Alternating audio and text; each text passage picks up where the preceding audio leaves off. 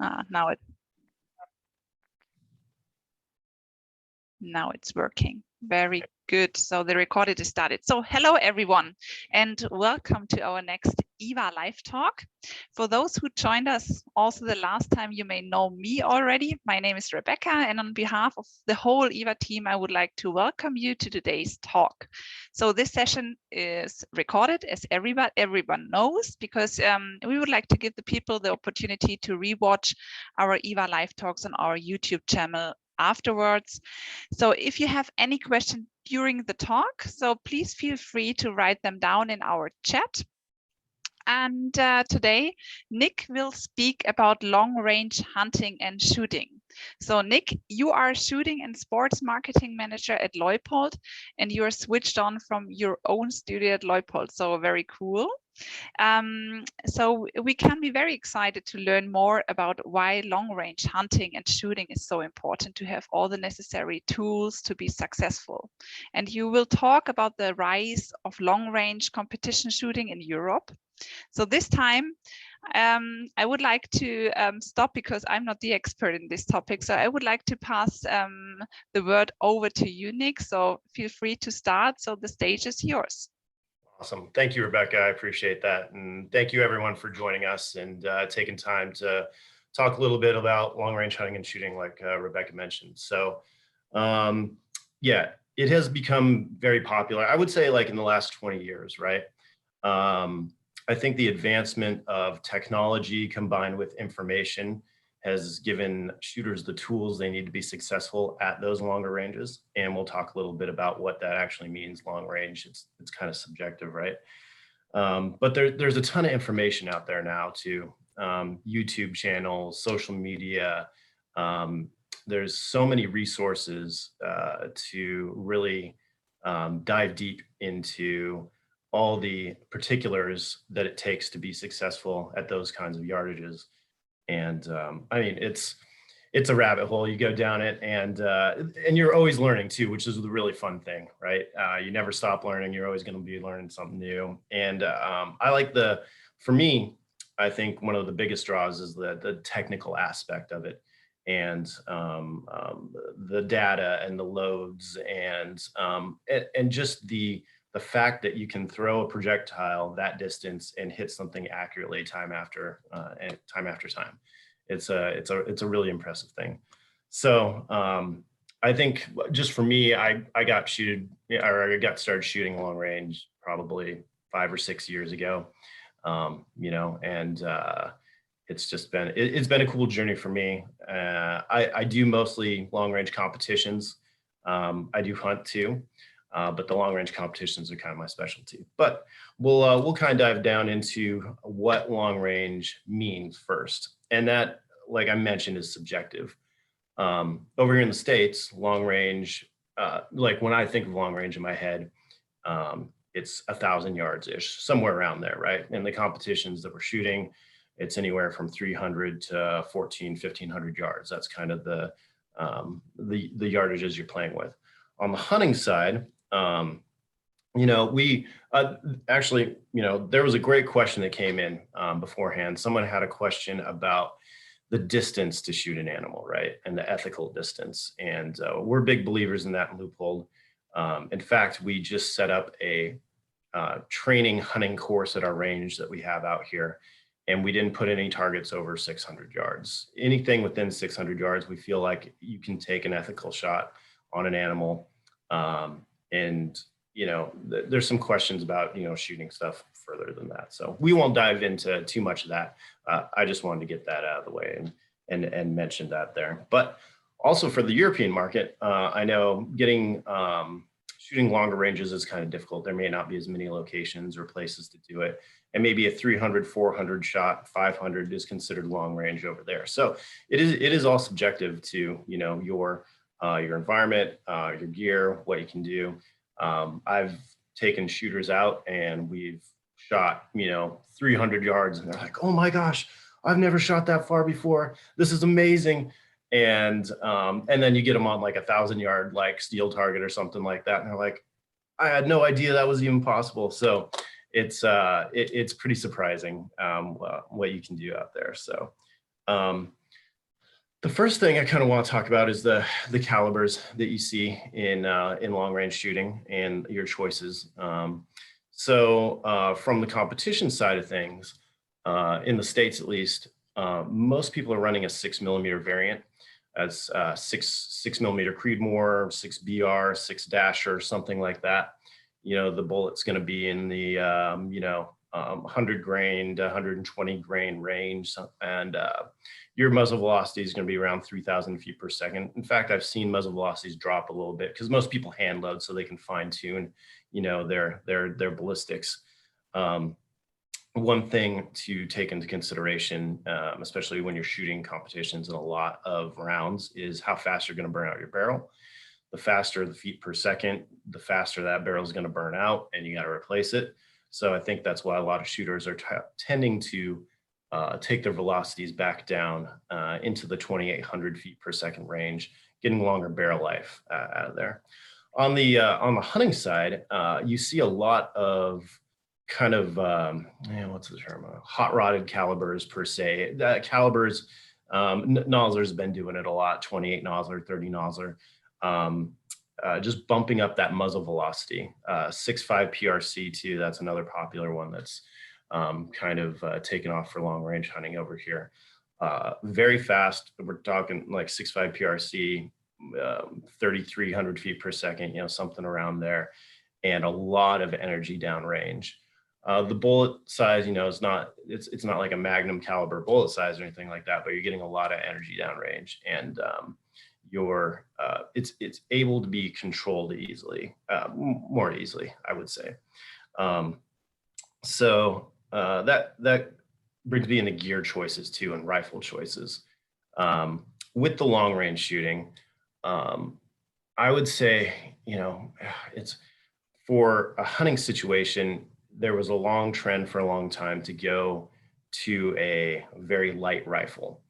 The problem with that is recoil management, right? A lighter rifle is going to jump a lot more. It has less rifle weight, especially shooting a Magnum caliber or something like that if you're trying to reach out far.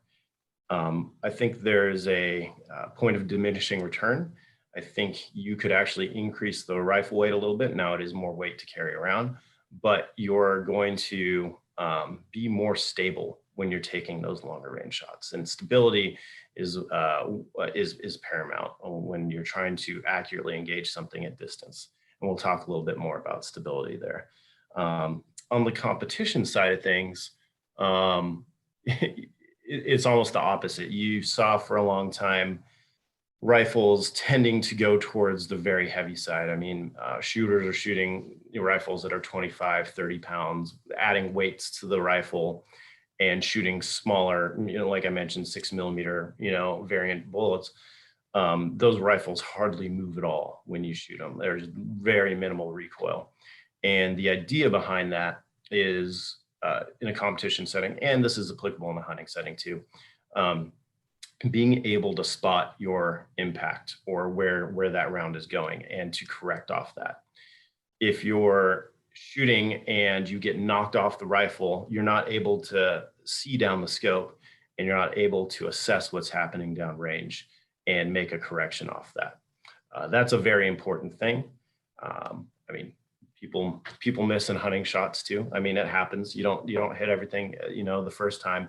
So to be able to be on that rifle, see where that round went, make a correction, and make an accurate engagement on the second time around is a very important thing. And a rifle weight definitely does play into that.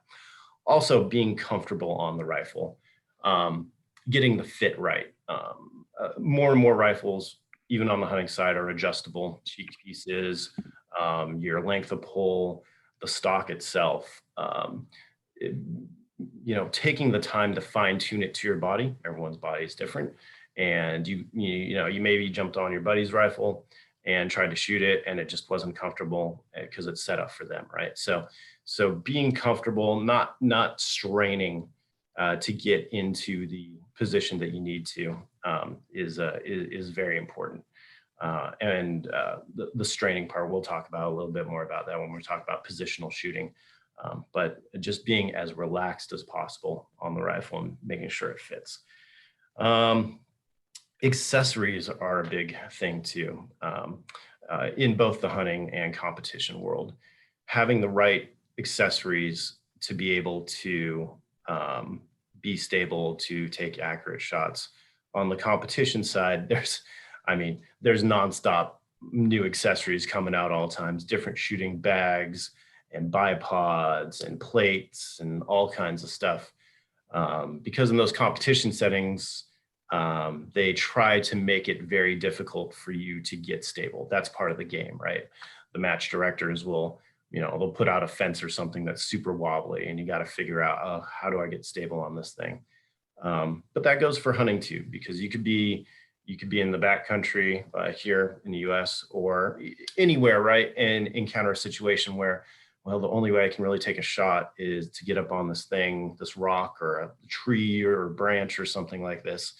And I need to be able to be stable. And do I have the right accessories in my gear kit to be able to do that? On the hunting side, it's kind of, I've seen it more and more, people incorporating the shooting bags that we've been using on the competition side, and not talking about, it's not realistic to bring a big shooting bag with you, but I have one that's probably 8 inches around, and it just allows me to put that on an object, on a branch or a rock or something like that, and set the rifle on there, and the rifle settles really nice on that bag. And now I've created a stable shooting position on anything, and it really doesn't weigh that much. I can use it for various other things. I can use it for support under the rear of the rifle stock as well. I can use it to fill gaps if I need to fill gaps, within my body. So there's lots of ways you can use a shooting bag. I even see people make their own shooting bag, or I've seen in hunting camps, you take a pair of socks or something like that and roll that up, and then and be able to use that. Anything you can use at your disposal to make you more stable is the goal there. Bipods too, I mentioned that. Bipods are important. I don't go hunt without a bipod. I think it gives you, in a perfect world, you would take prone shots every time. So trying to have that stability on the ground using that bipod is important. So I rather have that tool with me than not. It's going to make more sense. Yes, it's a little more weight and it's something extra on the rifle, but that bipod is going to pay dividends when it comes to accuracy downrange at those extended distances. Let's see, that's about it. Gear choices too, also bags, packs. We actually, like I mentioned, we set up a training to hunt course at our range this past weekend, and your pack that you use to hunt is actually a great tool in order to gain a stable position. Maybe you put the pack on the rock, kind of use it as a shooting bag, or you maybe are laying prone and the angle is weird, and you put that pack under your chest in order to get your chest up high enough so that you can see and get a good angle. There's lots of ways to use that pack to fill gaps. Maybe that bipod's on a rock or something and the stock's back here, but the stock's just kind of floating. Now I can take that pack, bring it into my body, and create a platform for that buttstock of the rifle to sit on. That's kind of the fun part of all this too, is just being creative and problem solving. I love problem solving. When you're especially out hunting, you never know what situation you're going to encounter, and being able to problem solve the situation and be successful is really, really the fun part for me. And that kind of transitions into the positional shooting that I was talking about. The goal with positional shooting is getting comfortable in uncomfortable positions. So you might see a rock or something like that, and you're like, oh, I don't know, I'm going to kind of teeter on it or something. But again, using those pieces of gear that you have to get really comfortable on that rock and create points of contact. Points of contact are what we preach when we are talking about the long range stuff. You want to create as much contact with hard surfaces as possible. So there was a situation yesterday, actually. We had someone out, we were training them on our course, and he set up on a rock that was, it was about this tall off the ground. And he was kind of teetering. He sat on his butt and he was kind of teetering back and forth. And I was like, hey, take a time out, put the gun on safe. Let's reassess our position. Let's actually lay on the rock, put your feet out, lay on the rock, because the rock kind of had a face up like this. So put your chest on it. Now your chest is engaged with the rock. There's all this contact there, and it's much more stable instead of teetering on the edge of the rock. This goes with anything. It could go with leaning against a rock or a tree or something like that.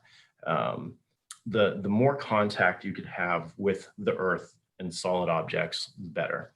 And that really goes to structural support as well, using your bone support. So when I have my elbow bent or when I have my knees bent, I'm engaging muscles, and muscles fatigue. And if you try to stay in that position for a long time, you might start shaking, right? And you're going to have movements. So by locking, say, my knees out, and it looks a little weird, and you see it in competition shooting a lot. It just looks like guys sticking their butts out. But they're locking their knees out in order to have that structural support in their knee. And there's no wavering, right? And they're nice and relaxed, and they don't have to engage a lot of muscles. You'll see it, you'll be moving around in the scope, and the more muscle fatigue you have, the more that scope is going to start moving around. That reticle is going to start moving around. And the whole goal of it is to decrease that reticle wobble, so it's really small and it really gets stable on the target. And that just comes with practice, right? And that goes back to the problem solving. How can I contort my body in order to get the most stable position? And one solution may not be the same solution for everything else. It goes back to everybody's body's different. I have bad knees. I hate getting down on my knees and shooting. I can't bend like I used to when I was younger. And, there's different solutions for me because of my body type and things like that, where we'll take, maybe a younger person out shooting, or someone who hasn't had knee issues, and they can contort pretzel down in a position and get, completely comfortable. And if that works for them, that works for them, right? There's no 100% solution for everyone.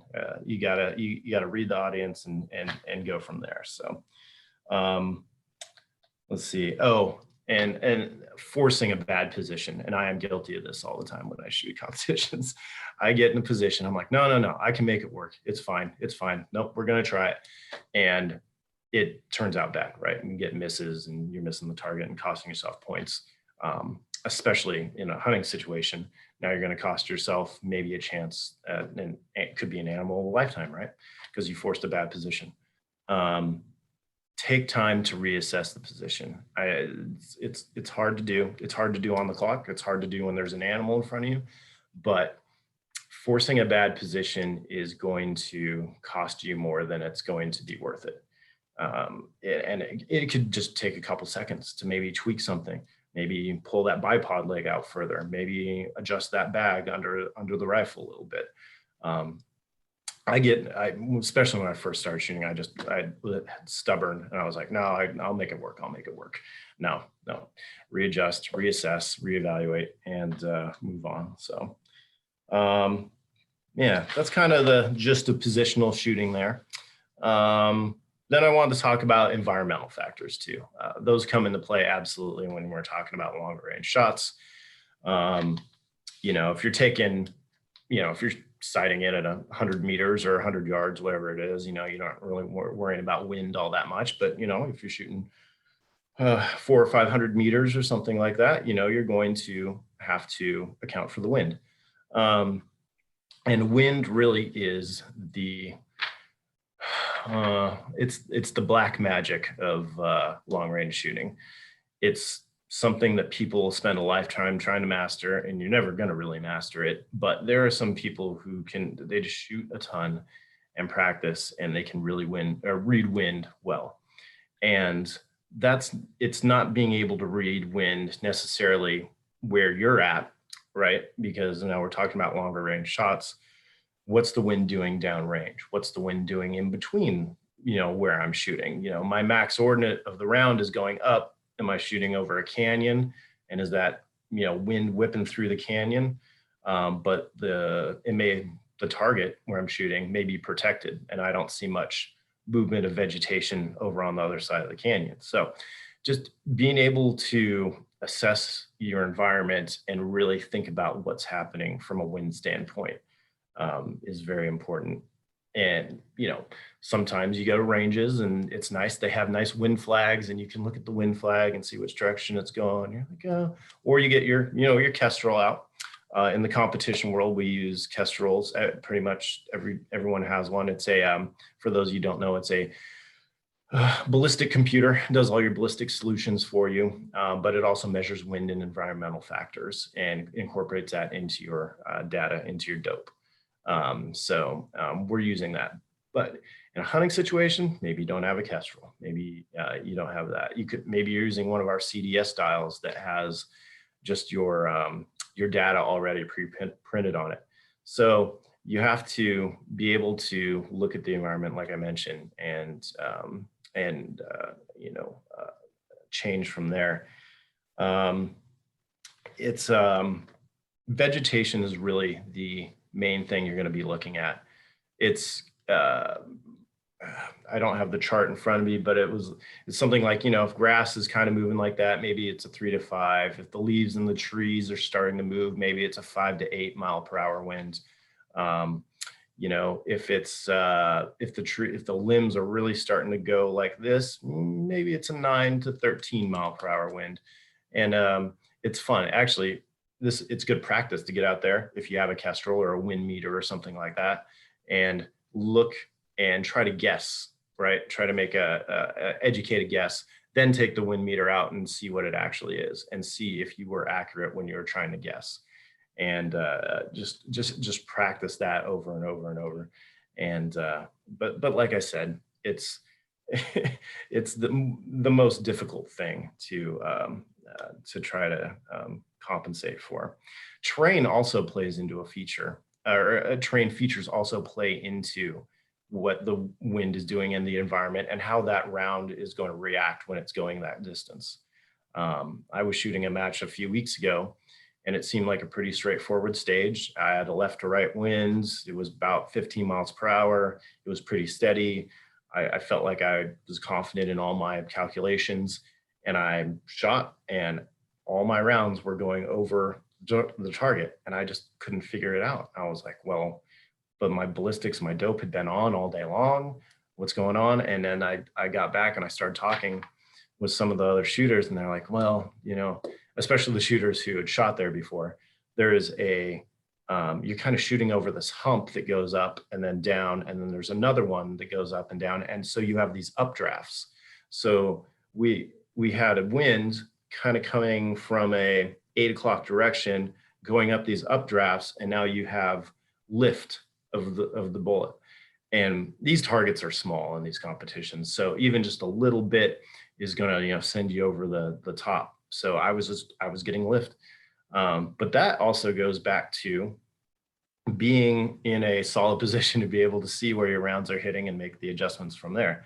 I made the adjustments. I got some points on that stage, but I made the adjustments far too long after I was sending them over the top. So terrain features definitely play into how the wind is affecting the round. There could be, a bowl feature, and that wind's coming around the bowl, and then it's actually coming back the other way. There was a good question about wind too. We'll get to that question later, but yeah, altitude makes a difference. Temperature makes a difference. Those are things we take in consideration when we're actually making you the CDS styles that we have on our scopes. Density, altitude. We could do a whole class on density, altitude, but that's the corrected altitude for what it actually, what the Kestrel actually reads. It has to do with humidity and all that kind of stuff. But when we're talking about small targets at longer ranges, all that stuff is very, very important. The CDS dials, like I mentioned, that's a feature on our scopes where you can you give us your ballistics and we make a dial for you, and it has all the yardages or meters on the side of the dial, and it makes it really easy to dial to those distances on there. The important thing I will say about that, and just gathering your ballistics in general, you know, you buy a box of ammo, it'll have the manufacturer's muzzle velocity on there and the manufacturer's ballistic coefficient, two of the main things that we take in order to create that, that ballistic profile. I highly encourage you, if you have the ability, to chronograph your own load, whatever you're shooting out of your rifle. Every rifle is different. Every rifle likes different ammo, and that ammo may actually be performing different than what it says on the box. So the box may say 2,850 feet per second, but in actuality, I have a longer barrel and there's more burn time in the barrel and I'm getting more velocity, and mine's at 2,930 feet per second or something like that, right? And that difference feet per second wise, again, will make a difference at distance. So checking your data information is very important when you're talking about running your dope or getting a dial or something like that. And that kind of brings me into just practice. There's, I'm not Michael Jordan. I can't go out and just start shooting 3-pointers or, you know, dunking or you know, I'd have to practice that. And it's the same with shooting. Shooting is a perishable skill. And if you don't practice it, you're not going to be proficient at it. And I understand live fire practice is expensive. There's ammo, there's time to the range, finding a range, finding somewhere to do it. I actually do a lot of dry fire practice. And those for you that don't know, dry fire practice is just practicing no ammo anywhere around the gun. You want the ammo in a different, you know, room, obviously. But building those positions, going through the whole thing, you know, running the bolt, trigger press, breathing, and getting those reps in so that when I do go and shoot live fire, that it's all second nature, right? Those fundamentals are baked in. I don't have to think about all that stuff. I can think about the other more complicated things like the wind and the targets or where the animals are moving or, you know, whatever the case may be. But really working on those fundamentals so you can be efficient out in the field is important. And I mean, I dry fire practice in my garage. I'll use whatever I have. I'll use a ladder or a bucket, or I'll build weird positions, or just practice getting down into the prone position, right? There could be a situation, maybe you're out hunting and something presents itself and you need to, you know, your window of opportunity is small and you need to get on that rifle incredibly quick. And if you've practiced that process of getting on the rifle and getting comfortable and shooting, then you're going to be, of course, quicker at it than, you're kind of fumbling around and I'm trying to get everything set up and I'm trying to get, you know, in the scope and my cheek piece. And yeah, and you can cost yourself a chance at being successful.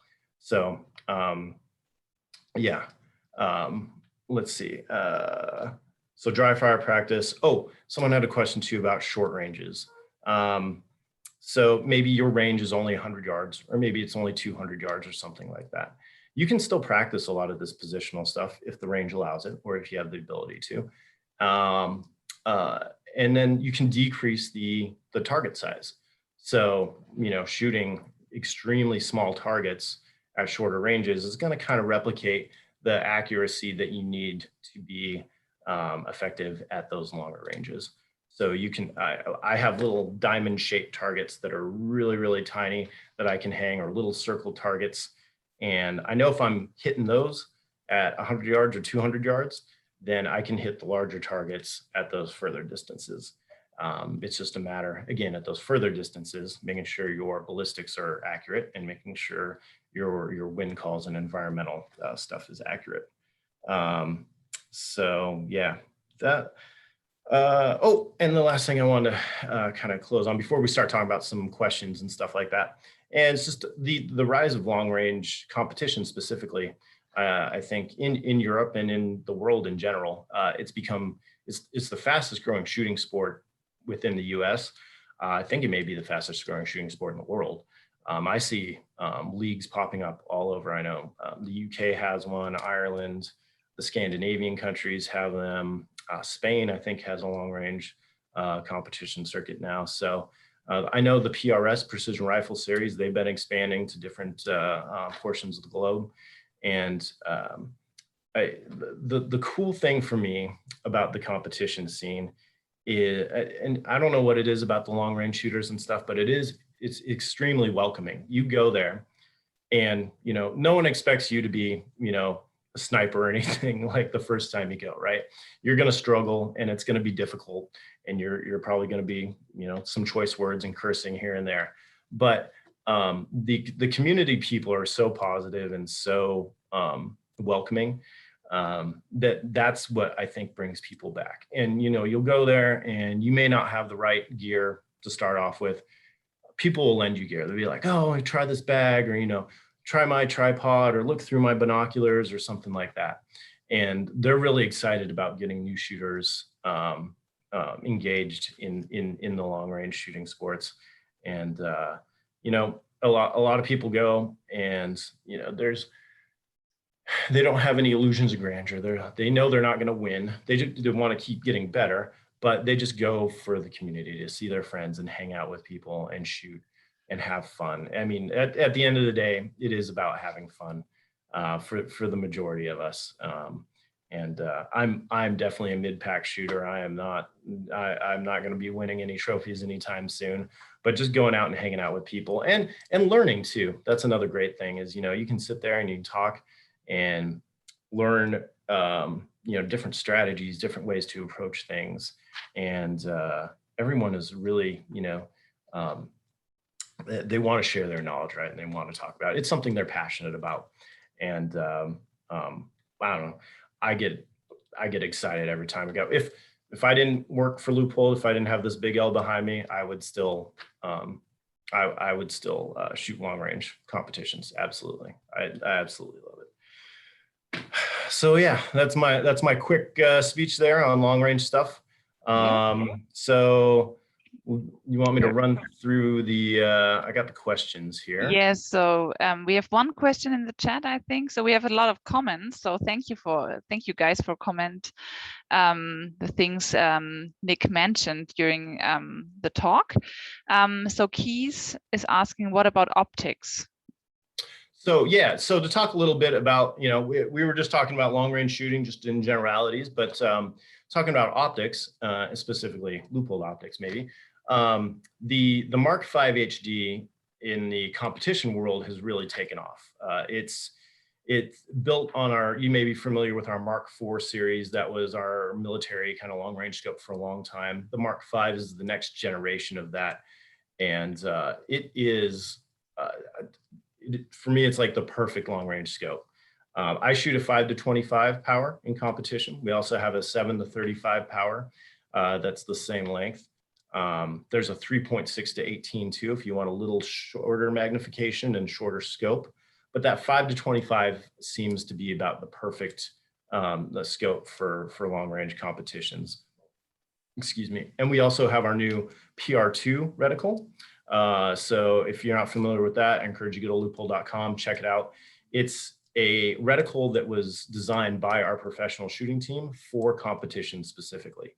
And sometimes, and present company included, sometimes companies don't listen so well and make stuff. We got out of the way this time. We're like, hey guys, you're the professional shooters. You make exactly what you want in a reticle and we'll make it for you. And I think it turned out to be, it's a phenomenal reticle, and everyone who's used it just raves about it. It's a little different from other competitors, but once you get used to it, it's extremely accurate. On the hunting side of things, our VX5 and VX6 HD lines are kind of our premium top tier scopes, but we still have the VX3i line. The cool thing about our scopes, most of them are CDS capable. I talked about that. That's the dial on top where you're able to calibrate it to your specific ballistics. And it's really a great avenue for people who want to start shooting a little longer range, but maybe they don't want to dive so deep into all the ballistic stuff. to have that ballistic solution right there on the top of the scope for you to basically do the math for you in the situation. You got a 400-meter shot. You range 400. Okay, it's 400 meters. I just turned that dial to number 4, and now I've compensated for the drop of the bullet with that dial. So yeah, it's a little synopsis of our long-range optics there. So yeah. Yeah, thank you. Mm-hmm. So the next question is, what is about inclination? Oh, inclination. Yep. So that's something that you have to take into consideration too. With shooting high angles, right, is what I believe he's probably talking about. And we actually set up a stage at our shooting course that has a 30-degree down angle shot because your ballistics are different when you start shooting those angles like that. If you just do line of sight distance, you actually will shoot over the top of it. I think it's over the top of it. You have to hold under actually, which seems counterintuitive when you're angled down like that. So inclination is definitely a thing you got to take into consideration. I definitely encourage you to get a rangefinder that measures inclination, the actual angle compensated distance to the target, not just a line of sight. All of our rangefinders do the angle compensation stuff. So that is a piece of gear in your kit that you definitely need. Very good.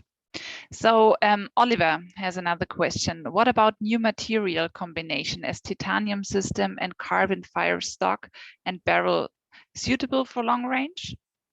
Yeah, so carbon fiber is absolutely suitable. So my long range hunting rifle has a carbon fiber barrel on it. I like it because it's lighter, obviously, and it is the thermal properties of it. It dissipates heat better. It's rigid. In the long range competition world, you don't see any carbon barrels. Actually, you see just steel barrels. We're running a lot of rounds through these guns, and they heat up a lot, and you need the rigidity of the steel. It's even more rigid than the carbon fiber. So, and the weight too. So the balance of the rifle on an object, it's actually nice to have a steel barrel because it balances out the weight of the rifle. But no way, I'm not taking my competition gun and lugging it around the woods or anything like that. It's cool to see a lot of new materials coming out. In fact, you guys may not be familiar with that. Foundation stocks. Foundation is a company. They started making competition rifle stocks out of G10. G10 is kind of that material you see on knives a lot, the plastic kind of handle stuff, but the whole stock is machined out of G10. Interesting concept there. I actually really like that stock. So it's cool to see new materials coming out, people trying to problem solve. Same in the scope world too. We're always looking at new materials, new things, new technologies, and trying to innovate. So. Very good. So thank you, Nic. So the next question was sent to us in advance. It was from Sasha. And the question is, how is it possible for hunters to gain more skills in long-range hunting in Europe? Long-range shooting is getting more famous, but there are less training areas. Right. So that's, it is difficult. It kind of goes back to what I talked to. There's that dry fire practice that you can do, hopefully, somewhere safe at your house or something like that. I know some of the Scandinavian countries and stuff have some longer range stuff. I feel like it is getting more and more popular, and more of those ranges are starting to pop up in Europe. So hopefully that momentum continues. And it goes back to what I was talking about, using a shorter range, but making your targets smaller, and making, and adjusting your shooting positions and practicing those, uncomfortable shooting positions. You can get really good practice in at 100 meters, 200 meters or something like that. And you don't even need to shoot, if you don't need to shoot your competition gun or, your 6mm or whatever you're shooting. I actually have a 223 trainer gun. A lot of people will make like a 22 caliber trainer gun. The ammo is a lot less expensive, easier to get right now. But the gun's kind of a clone of the competition gun, look and feel, right? But different caliber. And again, that's another good way to practice. So, yeah. Very good. So the next question is, I think, from Brazil. Hi Nick, boar hunting is very popular in Brazil. Only animal allowed to be hunted. 308 Winchester, I think, is popular caliber. However, 300 Winchester mag is becoming popular too. Which one would you recommend? That's a good question. Well, it's hard to argue against 308. 308's been around forever, and that's a very, I mean, lots of animals have died with 308, that's for sure. It depends on how far you want to shoot. So if we're talking about some longer range stuff, maybe you want to take some longer shots on boars or something like that. You're going to definitely have more velocity and more power downrange with that 300, like he was talking about. You know, I think each one is going to do its job. It just depends on how much money you want to spend. The 308 is going to be definitely less expensive than shooting the 300. And then, you know, how much you want to shoot too. I would probably go 308 just if I wanted to shoot a bunch, if I was shooting a lot of hogs. You know, that 300 is going to beat you up pretty good throughout the day shooting a bunch of rounds. So I'm also a big proponent of, you know, 6.5 Creedmoor. Most of my rifles that I've changed over from 308 to 6.5 Creedmoor just because of the ballistic properties. It's a much more efficient bullet through the air, and it delivers just as much energy and stopping power. So, yeah. Yeah. So Alex from Brazil added in a comment. So is 308 Winchester more versatile? Shooting ranges around 200 meter. Yeah, 200 meters fine. I actually, there are some people who still compete with 308.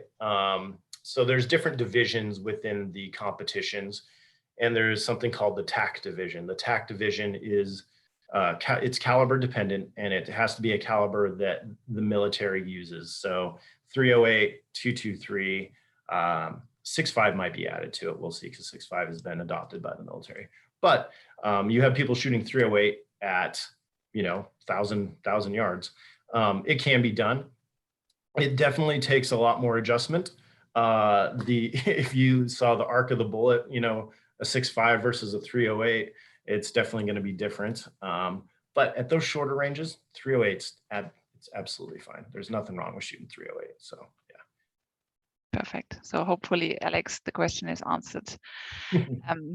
So next question is from Keno. Hi, Keno. Do you have any expert tips for dry firing?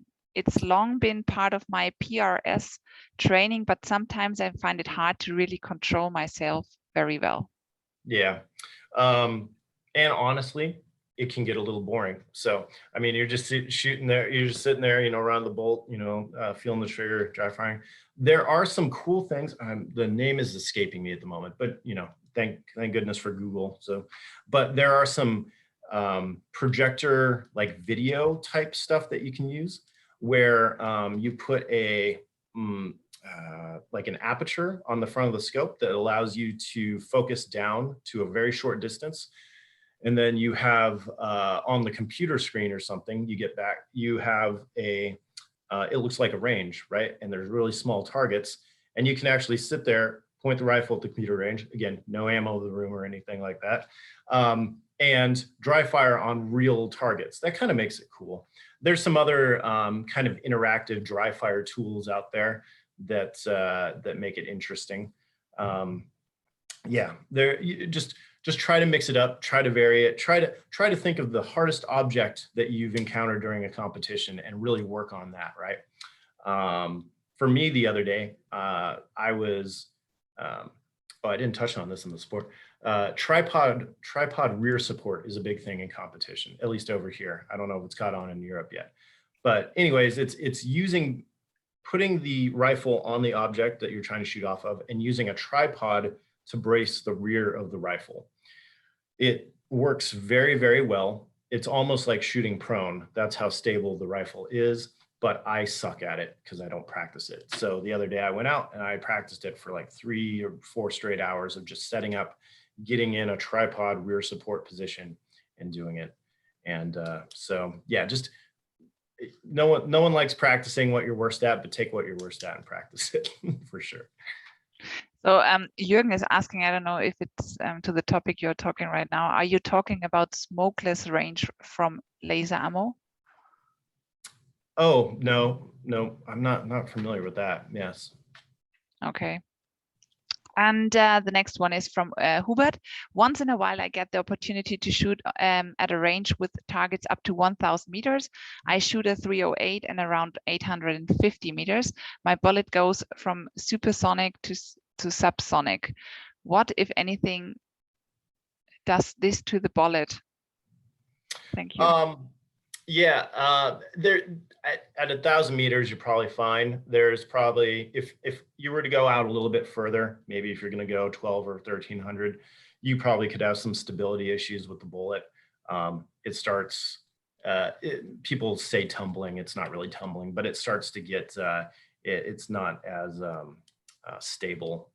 But at those distances, the distance that it is subsonic is so short. I think you're probably still going to be fairly accurate, and you probably experienced accuracy. So I wouldn't worry about it. So, yep. Okay. So Paul is asking, what size should a target be at 400 meter? Oh, that's dependent on you. Whatever you want to practice with. So in the competition realm, we use mils. We don't really shoot MOA, so we shoot all mils. I'm sure over in Europe, you guys are very familiar with shooting mils, so we're talking the same language here. Targets will be anywhere from, at that distance, like 2/10 to 4/10 wide, something like that. If you want to practice like a good competition style, target or something. They don't have to be too big. It's fun to set up, if you have the ability to set up like we call it a KYL, or a know your limits rack, where you have a bigger target and then a slightly smaller target, slightly smaller, and just kind of keeps getting smaller and smaller down the row. And that really tests your accuracy, of your ballistics and your fundamentals. And, can you hit that little 1/10 mil, target at the end or something like that. So it's all up to you, whatever you want to do, whatever your, but I would say, if your competition is your goal, go to the range with a plan and go there with a purpose, not just shooting rounds. Now, sometimes that's just fun. Just go there and shoot and plank and have fun. But really be strategic about going there and what you want to do, and try to achieve a goal. So, and setting up your targets accordingly, right? Thank you, Nick. So a lot of questions are coming in, sorry. Oh, good. That's so fine. Miron is asking, the biggest factor is wind. How would you motivate shooters who keep missing because of changing wind conditions? Yeah, it's easy to get very down on yourself, and I've had it happen before. I'm like, man, I just suck. I cannot do this. But just keep at it. It gets better. And like I said, the practice that I mentioned, reading wind, getting a wind meter, looking at the wind, no rifle, you could do it out in a park or something like that, right? Trying to gauge, what the wind's doing, take a reading and be like, okay, that is what it's doing. Good. Again, it's just practice, and seeing different situations and trying to,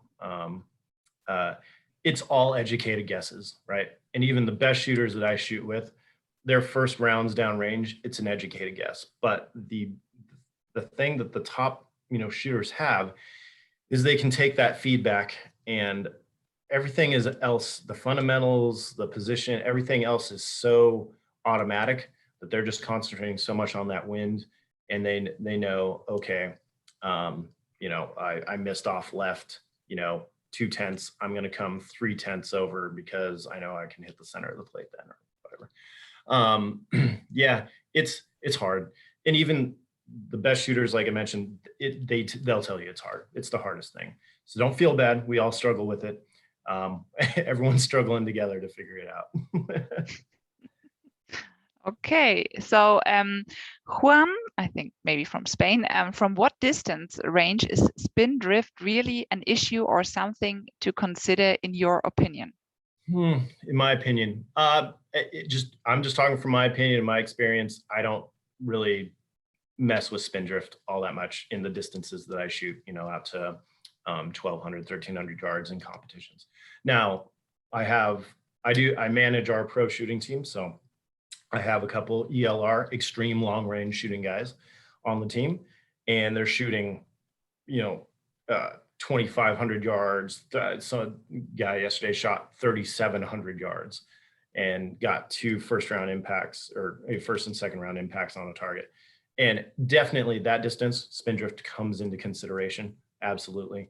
I know some guys do. I don't dive that deep into the ballistics on that.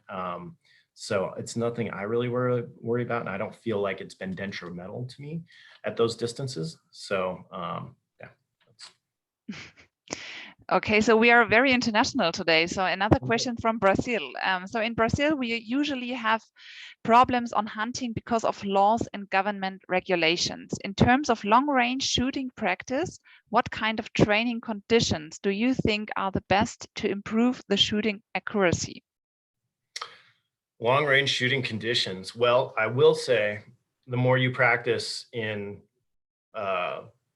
tough conditions, harsh conditions. I mean, if you go out and shoot in the rain or the super windy conditions, it's going to make shooting in normal conditions a lot easier, right? It's just like weight training or resistance training, right? If I went out and jogged, 5 miles with a vest that had plates in it that was 60 pounds, that's really hard. But if I go out and do it without it, it seems like, oh, that's a lot easier. The same, if you want to really test yourself, go out and train in some tough conditions, and that will prepare you for anything that you're going to encounter, right? So yeah, that would be my suggestion. It's not fun per se to do it, but it will make you a better shooter by far. I mean, you look at militaries around the world, they make you suffer. They make you suffer because when you're suffering and it's really bad, you're able to handle any situation that arises, right? So, yeah. Okay. So the next question is from Ramon from Spain. Which is the biggest problem in long-range hunting for you? And I'm not talking about the wind. For me, it is to collect the animal. Yeah, that is a difficult one here too. So where I live in Oregon here, in the Coast Range, it's very steep. So we're in a very mountainous kind of region, and that's something sometimes you have to take into consideration. We were talking about that yesterday when we were out on the course. It's like, well, I have a shot on this animal and I can take him, but do I want to shoot him in that location? Because I gotta go down all the way there and bring him all the way back up. So that's a consideration. If you're meat hunting, maybe you pass them up, or maybe you try to drive them somewhere different.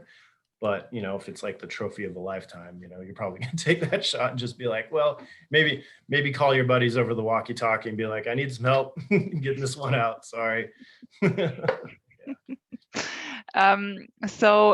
There's one guy asking something about the situation in the US. So here in Europe, traditional hunters and sport shooters are often very different groups. Is this also the case in the US, or is there more mixing between these two groups? I would say historically that they were 2 separate groups, but I feel like those boundaries are starting to blur a lot more.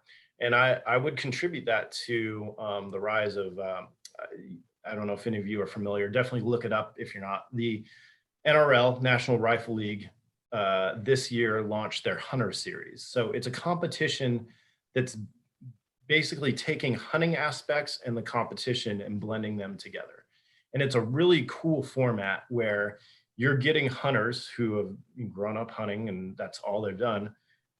And you're getting them into the competition realm. You see a lot of people doing competitions for the first time. And then you're getting a lot of competition shooters who've maybe been interested about hunting. They go and they shoot one of these NRL hunter matches and they're like, yeah, this is a lot of fun, and they actually get into hunting. So there's a lot of skills that transcend those two segments and cross over a lot. And I see that more and more, especially I think I first started noticing it in competitions when I would see shooters show up and they had full, for like Kuiu or some hunting brand, right? Clothing on or camo on or something like that. And, I go up and talk to them. They're like, yeah, as a hunter, I want to go do these competitions because I'm not trying to win. I have no, again, illusions of grandeur, but I want to improve my skills as a hunter. And hunting situations can be stressful, right? And how do you train and replicate those stressful situations? Well, competition is a great realm because that is a stressful situation. When the beeper goes off in your ear and you're like, oh crap, I only have a minute and a half to do this. You're trying to rush, your adrenaline starts going, your heart rate's increased. That replicates a lot of things that, you might encounter hunting, because you can get really excited when you get on an animal, right?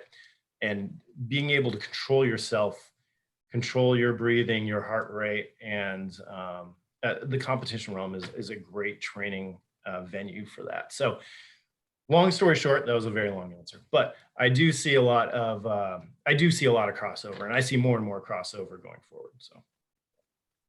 Okay, so we have a big fan, a big Leupold fan. So Alex is, I think, absolutely a Leupold follower. So Nic, apologize in advance, but one more question from Brazil. Oh. Leupolds are fantastic, but they become too expensive to Brazil. Will Leupold develop a line which could be more competitive in terms of pricing in Brazil? I don't know if you're the right person to answer. I wish I controlled, global currency exchange rates and stuff like that. I know we are a premium scope brand. We manufacture everything here in the US.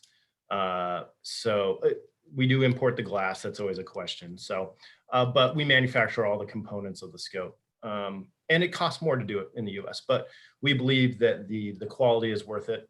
And that's why we know that the gear is going to perform out in the field for a lifetime. We do have more affordable lines. The VX Freedom is our entry-level scope. I believe a 3 to 9 is going to be in the $210 price range. I don't know what that is in Brazil there, but the cool thing about all our scopes throughout the line is that they're all tested to the same specifications. So when you go down to the entry-level scope, you're not getting something that's going to perform less or be less rugged or anything like that. You will get better, clarity in lenses and some added features as you move up in the line, but every Leupold scope is going to perform in the field. So we do have some more cost-effective solutions out there. Yeah, it is hard to compete though with, there's a lot of imported stuff from, China and stuff like that. So, but we're about quality and performance in the field. So, yeah. Okay. So, yeah, we have one question in advance because lead-free bullets. So, and we have one question in the chat. I think they are very similar. What do you think about lead-free bullet for calibers like 6, 6.5, or 308 for long-range shooting? There is a tendency to ban classical bullets in the European Union, unfortunately. Yeah, so that hasn't happened here in the US. It's a kind of a state-by-state thing. I believe in California, they are more, I don't think they've banned it overall, but I know lead-free bullets are more popular down there. I wish I could answer that. I don't really have any experience with the lead-free rounds or anything like that. I don't know how they perform. I've never been around someone who shot them. We can still use lead bullets here. I will say that just, you know, when something comes up like that, and there seems to always be someone that comes up with a solution, right? And I think the lead-free stuff, from what I've heard, has gotten much better over the years, and so I'm encouraged by that. Hopefully that continues, because I know that's frustrating when stuff gets banned like that, and that limits what you can do, right? So, but yeah, I don't have any experience with them, unfortunately. Okay, so I think we can come to an end. Maybe one last question. It is from Philip. How do we can bring the LR sport to the newcomers? What are the minimum criteria for them to start? Yeah, I touched a little bit on that, but it's just being extremely welcoming when someone's starting out. And you know what? I would say probably the majority of you know, are shooters, and it's taken someone out and who's never shot, you know, before, and getting them really excited about it and just being positive about it. And it's intimidating, right? I remember my first time going and shooting long range. It's really intimidating. So if someone, you know, reaches out to you and is really welcoming, and, you know, kind of runs you through what to expect, and, you know, it goes a really long way. So just be a good human being, right? And be nice to someone when they show up, and don't, you know, introduce yourself and just start talking, and, you know, you can make a new friend or something like that. So, yeah, and don't be afraid just to jump into it. Everyone has to do it at some point in time. You're going to look a little stupid off the bat, but that's fine. So, it's so much fun. And, I'm super excited that a lot of people are getting into it, and the community's building globally too. So next year I have plans to shoot some Norwegian matches and stuff like that, and kind of do more of the international stuff too. So I'm really excited to see how those communities exist globally in other areas. So. Yeah, so Nic, I think we can come to an end. So I hope you're not too exhausted from all these questions asked from the community. But I thought it was a very, very interesting talk for everybody. So a lot of thank yous in the chat, and also Teodoro saying, so you have wonderful and perfect products. And yeah, I would like to thank you, Nic, for your time, for your effort, for your wonderful presentation, asking all the questions. Yeah, so thank you for everybody for joining our webinar, our IWA Live Talk today. See you next month. I hope you have a good day or evening, depending on the time zone you are right now. And yeah, so take care and see you soon, and goodbye.